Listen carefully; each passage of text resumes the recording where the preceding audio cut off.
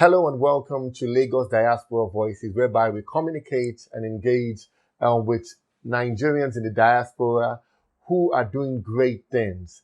People who show affinity or have a connection to the beautiful city of Lagos, the center of excellence and the city of aquatic splendor. Today, I have a very distinguished guest. But before I go there, I would like you to make sure you follow us on our social media handles at Lagos Diaspora on Facebook, Instagram, Twitter, and on YouTube. And visit our website, lagosdiaspora.com. Today, we have a very, very special guest, someone who has done remarkable things in the diaspora.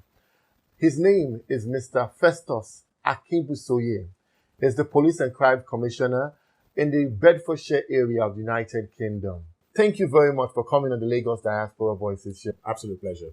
Oh, the pleasure's all mine. And I give you a snippet or a little introduction to your personality. Or could you just let those who are watching the program get to know you more, your distinguished self? Well, my name is Festus Akinbusoye. I was born in Nigeria, in Lagos.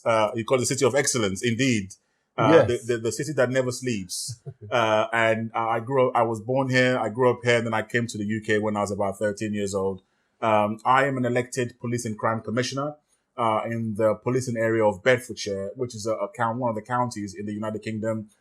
Police and crime commissioners, like I said, they are elected. They control the entirety of the police budget.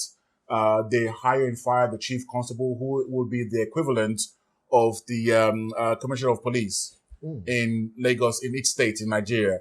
So the commissioner in the UK's equivalent is not a police officer. They don't have to have a police experience because they're not there to be the police, but they're there to police the police. Interesting. They're there to hold the police accountable for keeping the public safe. They're there to make sure that the chief constable is doing his or her job. And they're there to make sure that the money that is being spent is going to deliver on the people's policing priorities. So just quickly, what I will also say is that as a commissioner, I have what they call a statutory responsibility, which means there are certain things that I have to deliver. So I have a budget in my area of about £140 million. £140 million? Yeah. That includes paying for the salary of the police officers, the police dogs, maintaining the police vehicles, the procurement. But the Police and Crime Commissioner also hires and fires the chief constable. The most important thing to bear in mind about police and crime commissioners in the UK is that they are there to be the voice of the public when it comes to policing, because I believe, and the idea is that policing is far too important to be left to the police alone. Yes. The public must have a say, must have rights when it comes to policing. And police and crime commissioners, they are there to oversee policing activities and make sure they're held accountable for how they do their jobs. And that's fantastic. And it's something that I believe in time we'll be able to, inculcate into our own culture in Nigeria, just to make sure that everybody, is doing the right thing. The civilians are accountable, and also even the police and the military are accountable also based on our laws of the land. So that's really fantastic. So I'm going to take us a backtrack. You said you grew up in Lagos. Yes. So what is your fondest memory of Lagos? My fondest memory of growing up in Lagos was when we moved to Okota. Okota. We used to live in Mushin. Mushin, okay. So I was born in Lut, Lagos University Hospital. And so we used to live in Mushin Daleko Market. Yes. Many years ago. And then we moved to Okota, which was an up and coming area at the time. And we had a dog. A dog, okay. Yeah, that was my first what was the dog's pet name? dog. It was called Timmy. It was called Timmy. Timmy. Timmy was called. Yeah, so I love the dog. Unfortunately, the dog got run over by a car. But I loved the dog, and it was great. It was great to have around. It was very, very cheeky. Very, very, very naughty dog. Very, very naughty dog. But I remember I have very, very fond memories of Lagos. Of growing up in Okota. Yeah, then I went to school in Apata Memorial High School. Apata Memorial High School, okay. In Isolo. So So you've been to some major places in Lagos, and so all the culture and all that is in you, I would like to think so. Yeah. And when did you move to the United Kingdom? I moved to England when I was about 13 years 13 years old. Yes. So your formative years were in Lagos, were in Nigeria. I'd say yes, definitely. Okay, interesting. So what necessitated the move, and how was it settling in a different land? It was very interesting because I'll tell you, I got to Nigeria, I got to the UK, I think around July or June 1991, I think. And so soon, a couple of months later, then winter came. Okay. So we started school in September. Yeah. And it was quite cold. And I remember being at the bus stop waiting for the bus to arrive. Wow. And as I was speaking to because I've got a twin sister, my tie, so I was speaking with her, and there was smoke coming out of my mouth. Yeah.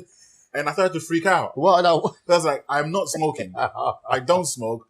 Where is this smoke coming from? Oh my. Of course, because it gets so cold. Yeah. You start to steam start to come out of your mouth. So I thought, is it in England people just smoke and smoke just come out of your mouth just like that? So that was quite adjusting to the cold initially was a difficulty.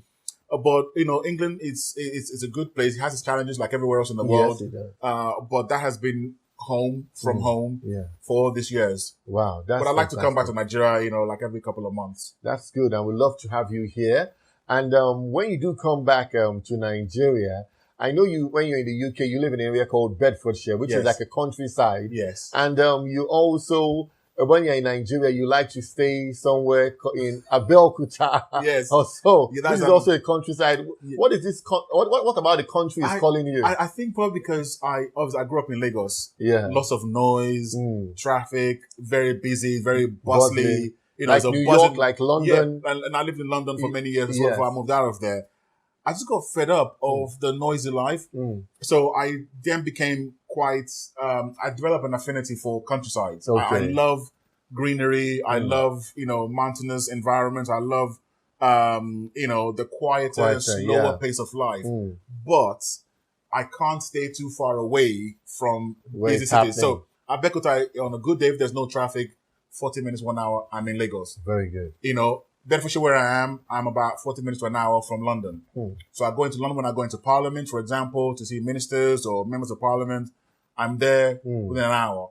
Fabulous. So it's not like I'm in Ondo, for example, coming all the way to Lagos. That's a bit further away. But I'm just on the border now, so I'm not too far. You're not too far. I'm just across the border now. Yeah, across the border. And that's a good point because many people in the diaspora who want to come back to Lagos.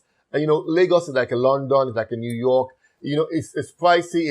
Well, I guess some of you can afford it, but you can also have that tranquility, in the suburbs of Lagos and also in Abeokuta. Yes, you said it's 45 minutes or sometimes even less, to Lagos. So you can take advantage of the opportunity as, Mr. Festus has been able to do. I think, a very good point to make to say there that, the roads are actually getting better, generally speaking. Thank you for us to get to, from Abeokuta to here now, it only took us about 45 minutes. 45 minutes. What I try to say to people is that the perception of crime is often far greater than the likelihood of you being a victim of a crime. Thank you very much. And so you have a choice to either live your life with the perception of something, or you get ahead with your life and take necessary precautions, of course. Which I will ask anyone to take in Nigeria, in the UK anyway. Be security conscious. Yeah, you have to be. Now, we are not diminishing the security situation in the land, but we also, I have get it from diaspora and say, I'll never come back to Nigeria. It's dangerous and all that. I'm telling you, chill. Yeah, there's some things that are going on in certain parts of the nation, and the government is doing its best to try and, sort them out. But the reality is also that, majority of the country is safe. You can move from Lagos to Ibadan, because I do that. I drive a lot. I'm doing a course there. And also Abeokuta. So you could live in Abeokuta in Ibadan and come, move around in safe hours. And, God will be with you and protect you. And there's also policing infrastructure, even to ensure that safety is guaranteed to the lives of property and people. And I want to connect what you said about London, as it's bustling, as the opportunities there. Even in Lagos, the opportunities and also there. So what opportunities, let me put it this way. You saw an opportunity in the United Kingdom, to give back, to play an important role. And that was through politics. Yeah. tell us about your educational background and why you chose to go into politics as a diaspora. Well, so academically, obviously I did my GCSEs over there to the age of 16. I went to college and I went to university, did a degree in business communications. Good. Then I went to do a master's degree at the University of London in international studies and diplomacy. Wow. So that's where I read it. I went to do another, I did another postgraduate course in public relations. Wow. So I have a business, communications and politics, international politics background. Perfect from an ambassador. But I wouldn't, you never can tell. But then I kind of, my thing has more been around running the business. So I run a business. So I also run a company that provides security and risk management services to cinemas and shopping malls.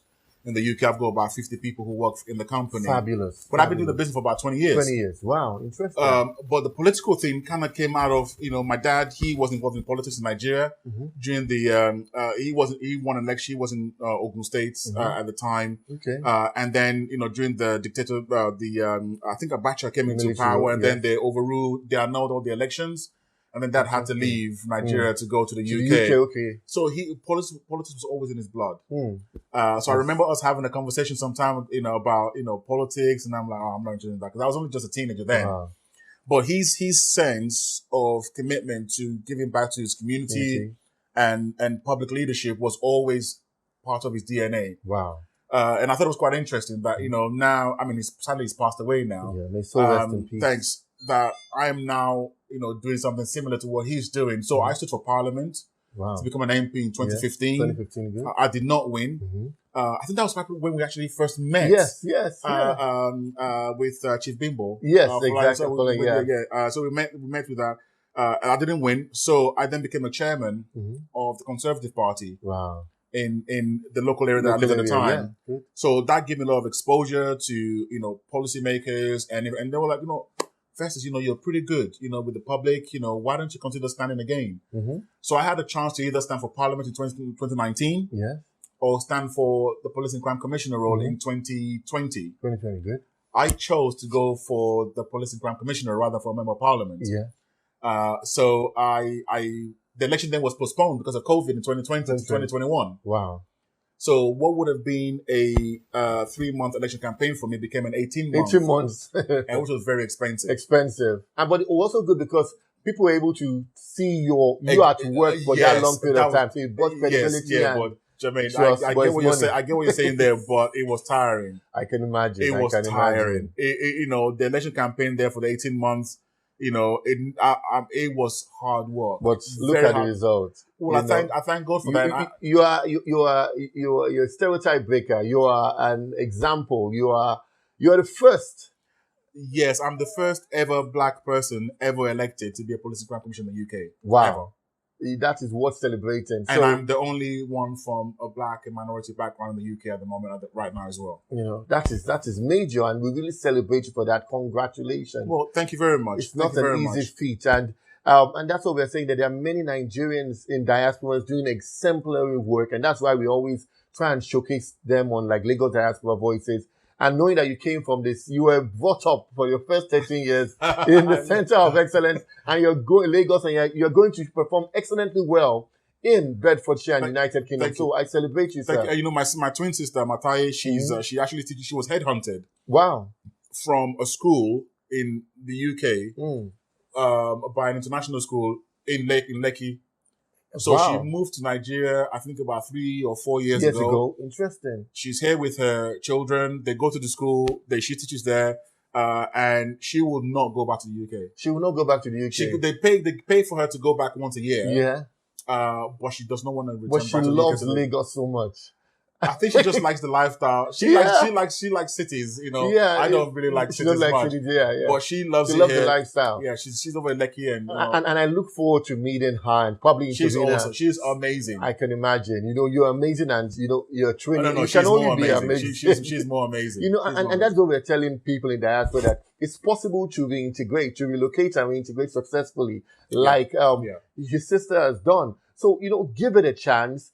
Come down to Lagos. It's not like your typical city, but, you can get a lot of opportunities. And we were talking before the interview and saying that the role of the diaspora, you go there and you go and squeeze up all the knowledge like a sponge, and it's time for you to give it back. As your sister is doing, she's been able to squeeze up a lot of knowledge, you know, in the educational system, and she's given it back to Nigeria through teaching. Some people is engineering, some people is tech. You are squeezing up all the information, you know, when it comes to, you have a common 20 years security. You're now the first ever black, you know, even black ethnic and minority community, person from that extraction, commissioner, police and crime commissioner in the UK, United Kingdom.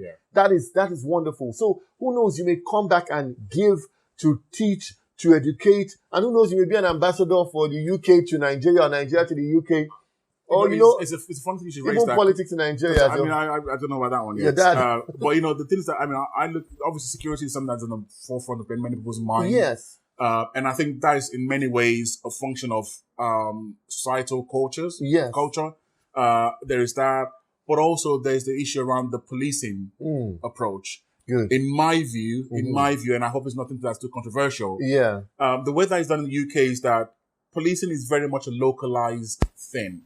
It is not centrally run by number 10 Downing Street. So when I'm at number 10, for example, talking with the Prime Minister or the Home Secretary or with the Policing Minister, they provide a general strategic direction of where they feel that policing should be going. Good. Then it is left to police and crime commissioners and the chief constables in each policing area to implement those. Fabulous. But the direct accountability of policing is a very localized thing. It is not a central function. And I do worry how in Nigeria that we have a very, very centralized policing.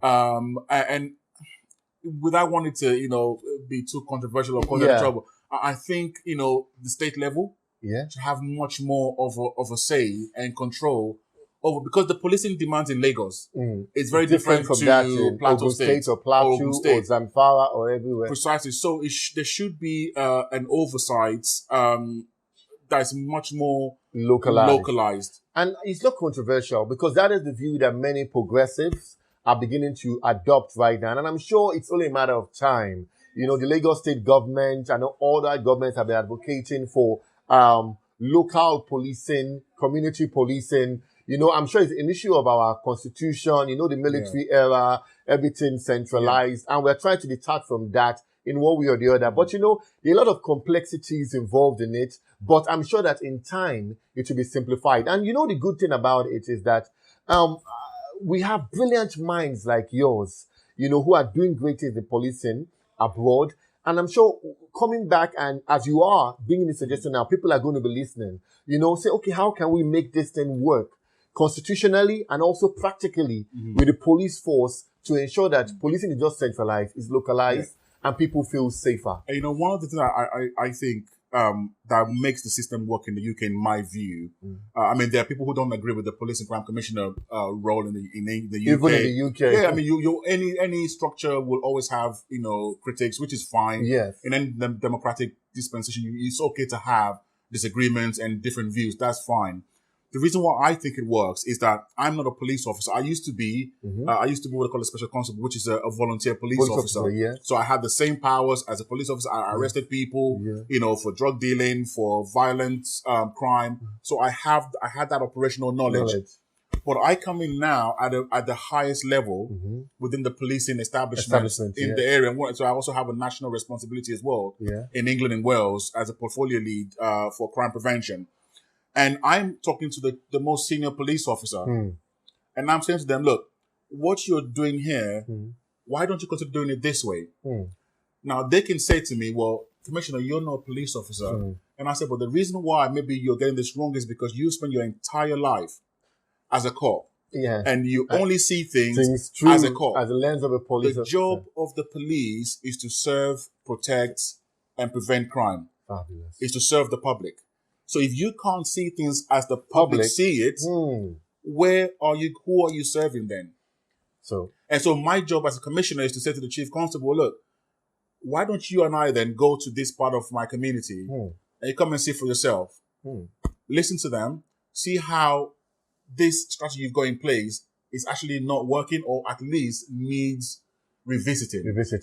Fabulous. So it's like you are the connection between the police and the people. Absolutely. And you see that even that alone is an idea worth sharing, as you have shared now, that could be a catalyst for change or growth in the Nigerian system as things progress forward. We may begin to have police commissioners as we have commissioners for finance, commissioners for agriculture in different states in the future. Yeah.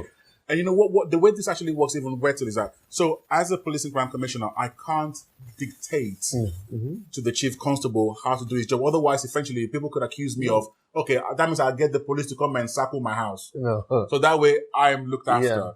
So the police have operational independence. From the commissioner. However, the oversight and the strategy is the purview of the police and crime commissioner. So I do the strategy, I do the budget. So the what and the why is down to me, but the how is down to the police because they are professional corps. That's their job. So you have this kind of yin and yang between us, so we can. So you don't just have one person just running everything. Yeah, it's complementary. So we have the kind of relation where I can say to him, look, I want you to do this. He can say to me, well, we can't do that. I can say, why? Why not? And then, so we have this back and forth. But eventually, you come to an agreement. A compromise and you equilibrium. And sometimes you will say, okay, this is why we can't. I'll be like, oh, wow, I didn't say it that way. And he'll be like, I didn't say it that way. Right. And you're able to do something that is good for the people. But you know, the things that I am elected. Yes. So if I want to be re-elected, I better be listening to what the people are saying. Otherwise, I'll be out on my backside when the next election. So I have to listen. So, and my job is I have to convey what I'm hearing from the public to the chief constable, and he has to listen. But here's the trump card that the police and crime commissioner has. The police and crime commissioner in the UK has the power to hire and fire the chief constable. Interesting. So while I can't tell you what to do, if I don't believe that you're performing, I can sack you. Sack you and get someone else to do it. Who will do the job? So if I'm getting a lot of kidnappings in my area and I'm saying to you, Chief, this needs to be sorted out. But we can't do that now. We got this, we got that. I said, listen, man, I'm telling you, there's a problem. It is causing a nightmare in our communities. Wow. You need to, I don't know how you're going to do it, but that's your job. Sort it out. You know, so if in 6 months, it doesn't get better, I'm saying, look, I'm going to put you on a performance plan. If that's not improving in 12 months, when your contract is due for renewal, we'll have to have a discussion. Wow. What are you going to do? Sit up. Exactly right. Because I don't want to be shipped out. Exactly right. And that's fantastic. And that is what I believe the future of policing may look like in Nigeria. You know, we've learned a lot from the British and the American systems. And believe me, what you are saying is going to be listened to it for those in the high places. And also people are beginning to think differently already by watching you and saying, this can be done. How do we make it happen? And I hope one day, you know, you'll be able to probably sit on a committee or sit on or talk even with those people relevant in the communities, police in Nigeria, to see how this can be implemented because it is necessary. Yes. And talking about that now, security situations. Now, I want you, as we round up the interview, because I'm sure there's so much you have to say and there's also so much you have to do while you are in Nigeria. And we appreciate your time on the Lagos Diaspora Voices. So first of all, what are some of the, let's take it like your top 3 advice when it comes to individual security from your experience? If I would just say, first of all, again, I think I have to reiterate that in my opinion and in my experience, the more localized policing is, the much more accountable it becomes, the much more responsive it becomes, and the much more effective it becomes. Very good. The more remote policing is from the public that are being policed, the less effective it becomes, in my view. So that's what I've got to say.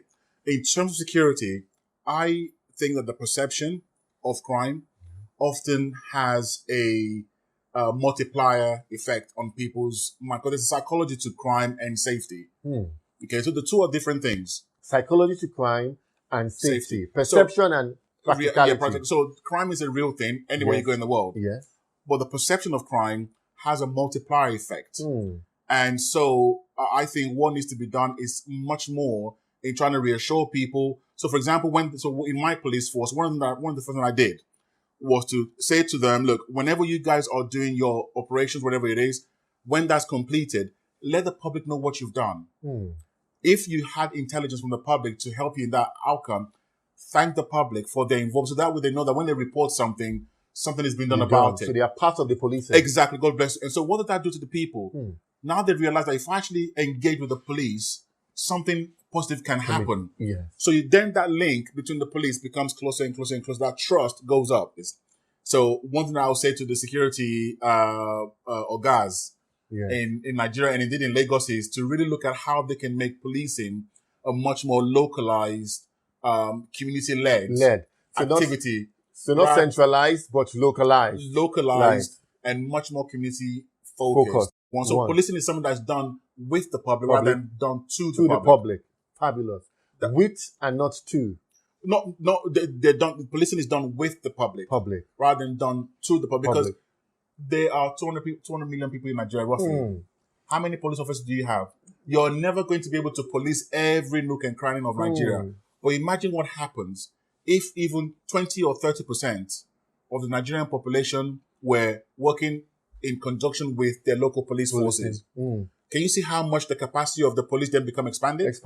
And there's something they say so much in the United Kingdom. They say, if you see something, say something. Yes. So that is bringing it home. Yes. And it has to do with communication and all that. And so my ethos and my philosophy within my area is focusing on what they call community policing. Community-based and community-led policing. So the police officers, they have what they call priority setting meetings. So for each community neighborhood team in Bedfordshire, they will have, every quarter, they'll have a meeting where residents can come. You will meet your local sergeants and the inspector, police inspector. You will talk to them about what your main issues are in the area. And for the next 3 months, what has come out of those meetings become the priorities of that police unit for your area. So there's like a parley between the people and the police. Exactly. Then in 3 months' time, when you have the next meeting, then they will report back to you and say, look, you said this, we did this. These are the results. Fantastic. So the policing is done with the people, not to the people. So that's one thing I'll say in that regard.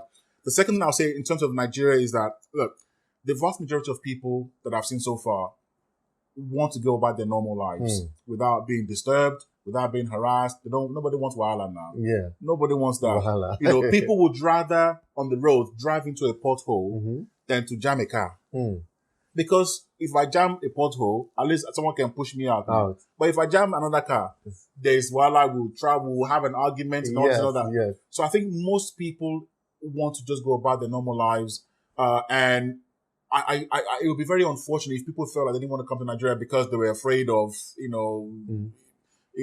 this or one thing that. or the other, Most people do not even witness crime. So the perception and the reality are two different things, but you can't divorce the two. So because your reality or your perception is your reality. It's your reality, yeah. Unfortunately, there are some people who actually experience those negatives, but the vast majority may not. And it's also about public communication, how we let the people know what is going on. Yes. So it's about communicating the right thing about what is going on in policing in your locality. And this is where this kind of local priority setting meetings come in, where you're actually having an interface between, senior police officers and the community. Yeah.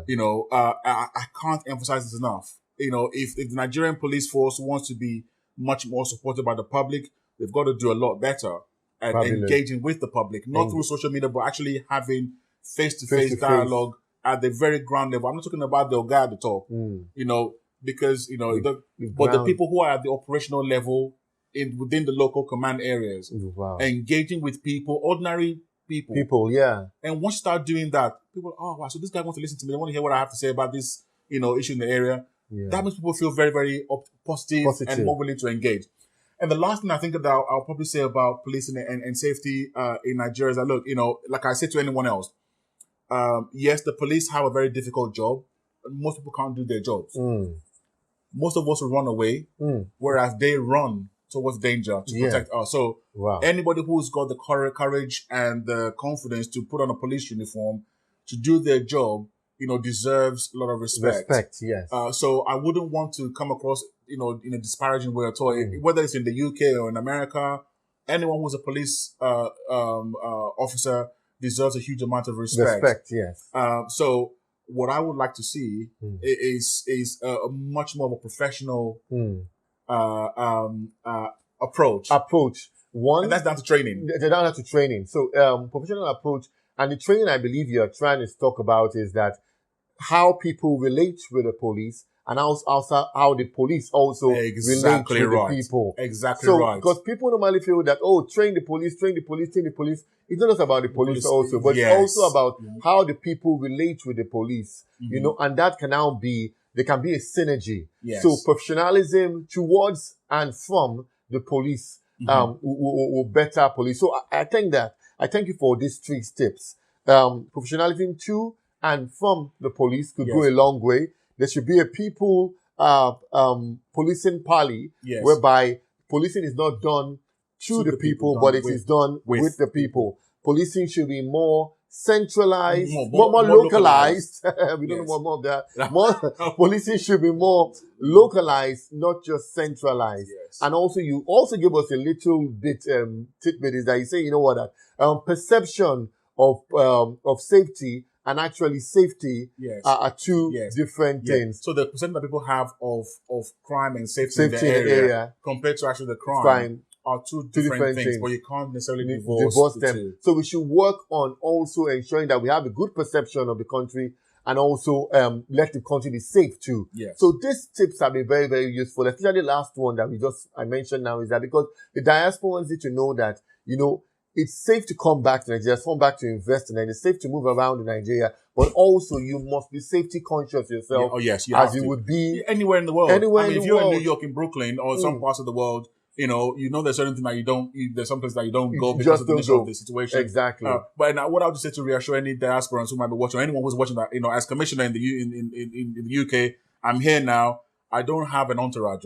No, I don't have police cars around me. I just go around like this. I go to the market. I go to the restaurants. I don't have any security detail following me anywhere. And I don't have any problem. Absolutely. God willing, I'm fine. Yeah, I saw you coming, driving in your car. Well, you've driven in your car and, and there was no, siren blowing and you came all the way from Abeokuta. You probably get siren blowing around no. you now. I don't have that. I don't have that. I try and be modest, because even driving around, I drive by myself. So, being a diasporan, first of all, we can say that a tip, how you move is also important. Yeah. When you move is important, but you can move. That's the most important thing. You already, your accent will give a tell. Yes. So you also know how, talking about, safety is about knowing how to speak, in the local language. I learned how to speak, Pidgin very quickly and also know how to, have different kind of accents. Cause in the UK, when you are there, you're with your people. You know how to turn the British, the Niger accent and also the British, they call it code switching. The code switch. Thank you very much. Switching. God bless you. So you know how to code switch.